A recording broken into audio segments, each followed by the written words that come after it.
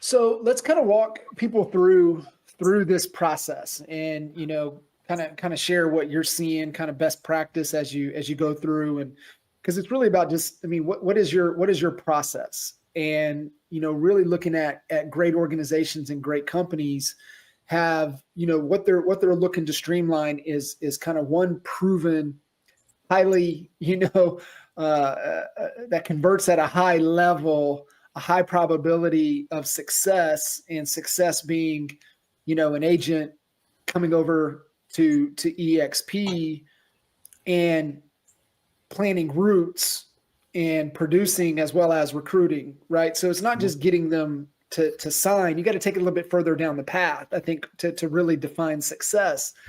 So I would kind of love to see how your process has evolved. And then from there, how is EXP helping a little bit more through the process? So let's maybe start at the beginning and be like, listen, here's what I'm doing to create curiosity, be able to get people to engage from a marketing side of things, content side of things. What are you seeing that's working the best to be able to get people to want to engage and have a conversation? Man, one of the things that I started noticing, I really just started thinking about this thing, right? So I was thinking, what is the main reason why most people are here at the company right now? And what really hit me, it was like, it's a freaking video. Like, most people are here because they watched the video, Okay. right?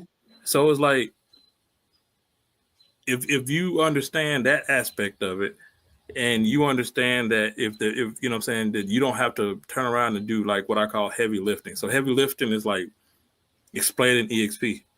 Heavy lifting is convincing somebody that this is the right opportunity for them. I'm gonna even say heavy lifting is the events, even though I've done events, right? If I understand that those three things are the heavy lifting items, those things are already covered, because there's videos explaining EXP. And I'm not talking about the little quick one, because I never thought the quick one worked very well. That might be like a refresher, but I don't think that should be the first one, because it doesn't hit the emotion string, right? Mm-hmm. So like, you can explain EXP, but if you can't get into the emotion string of it and really meet somebody where they are, it ain't gonna matter. But the video explains EXP. Third party. How do you get somebody to want to watch the video? Man, you really just got to pique the interest, right? So if I was talking to you, the main things that I'm gonna try to figure out is what are your goals and what are you trying to accomplish before I get into anything else. Once I know your goals, then I'm gonna actually pique your interest with those goals, and replacing the word EXP with and instead of saying EXP, I'm gonna actually say the model, because the model is not the same thing as EXP. I never talk about EXP, but I always would talk about the model. So if I'm talking about the model, I'm using the model to actually get you to actually jump on a call with me to watch the video. And then from the video, I'm gonna actually leverage the three-way call where they'll talk to somebody that either above or below. It just depends on whoever is the best fit, and let that person actually do the whole process. And then the follow-up aspect of it is going to be getting them talking to somebody else or getting them to an event in of itself.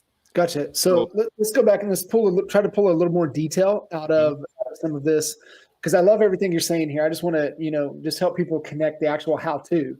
Yep. So I get it. Being able to have the conversation. The conversation is around who you're talking to, what are their goals, what are their desires, what's keeping them up at night, what's that rock in their shoe, Yep. what's stopping them from being able to get to X, where they're at to where they want to go on their own. How do you get to those conversations? Like, what are the best avenues to be able to, like, listen, I need to have X number of conversation each month. Where do I go to have those conversations, or how do I get those conversations that you see that's working the best? Yeah, man, I'm gonna tell you this. Like, the biggest thing that most agents, they talk about, like, especially when they're trying to do, say, agent attraction, they say, well, I don't, I ran out of my list. I don't have anybody else to call or something like that. And, I always tell them, like, man, you got a huge list, especially if you sell houses. If you're a producer and you sell houses, then, you have the other person on the other side of that transaction. And the conversations are usually pretty simple. So if I was giving them a call, I'll ask them, like, hey, What I like to do is I like to share deals, referrals, and information with agents within my sphere.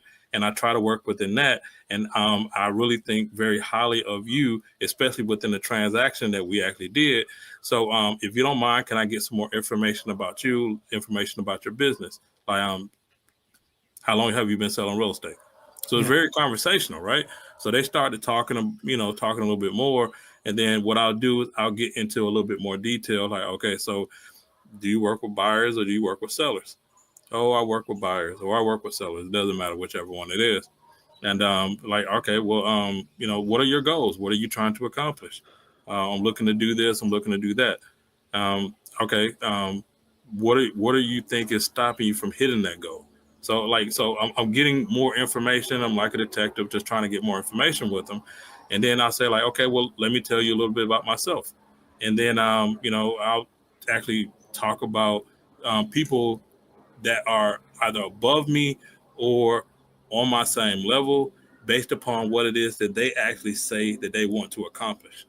And I'm gonna utilize that, and I'll just say like I've partnered with some really good agents. We've been able to do this, we've been able to do that, and what we did is we found this new real estate model where we can help other people hit the success that they want to have without charging them any money whatsoever, without getting any of their commission whatsoever, but also helping them to create an exit strategy with outside of real estate. Now, John, I understand that everything is not for everybody. This has worked tremendously for me. If I were to show you what this model looks like, because that's something you think you'd be interested in checking out. Well, that's an offer. So I'm literally making an offer the same way I was making offers for buyers and sellers. And now I'm making offers to agents. And 99% of people are going to say yes to that particular offer. And once they say yes, then I'm just going to set them up to a Zoom meeting where I'm actually watch the actual video explaining EXP with them.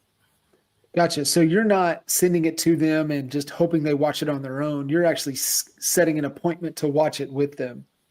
So my thought process was this: if I had a $700,000 seller, I'm not going to send them my presentation.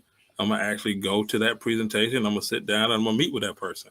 So if I'm looking at somebody that is that I really, really want to bring into the organization and really have some really good success, and I know that's a big deal, then I want to treat that person the same way I would treat a seller and actually sit down with them, show them what the opportunity is. That way I know that without a shadow of a doubt, they're at least seen it. The biggest thing is that most people, they just have not seen it. They haven't seen the opportunity in of itself. So my success in agent attractions is going to be tied into how many people I get to watch the video, how many three-way calls that I actually get on, and how many invites that I sent to an event. So I think what most people end up doing is they start making, looking at it as pass or fail based upon people actually joining. And I think that's a mistake. Like, you shouldn't make it based upon if somebody joined or not.